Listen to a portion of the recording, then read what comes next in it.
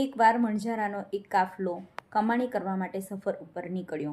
મુકામની પહેલી જ રાત્રે એક વણઝારો કાફલાના સરદાર પાસે ગયો અને એણે એને કહ્યું કે એક ઊંટનો ખીલો ખૂટે છે, તો હવે એને કઈ રીતે બાંધવો?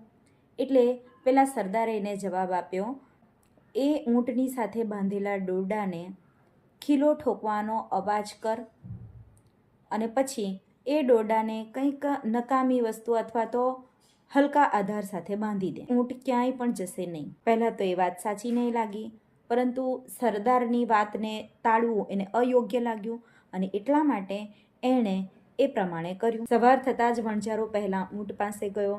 જોયું તો ઊંટ એની એ જ જગ્યાએ બેઠું હતું.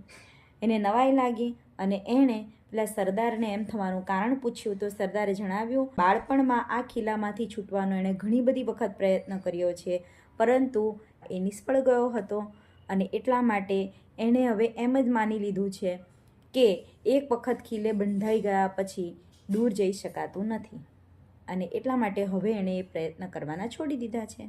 મિત્રો, આપણે પણ આપણી સાથેના કેટલાક ભૂતકાળના કડવા અનુભવો કે સામાજિક માન્યતાઓ અને રૂઢિઓ કે પછી અમુક ડરને આપણી અંદર ઠસાવી લઈએ છીએ અને એને કારણે આપણે આગળ વધવાનો પ્રયત્ન કરતા નથી અને કેટલીક નકારાત્મક માન્યતાઓને સેવીએ છીએ અને એ નકારાત્મક માન્યતાઓને કારણે આપણે પોતે જ આપણી પ્રગતિના અવરોધક બની જઈએ છીએ.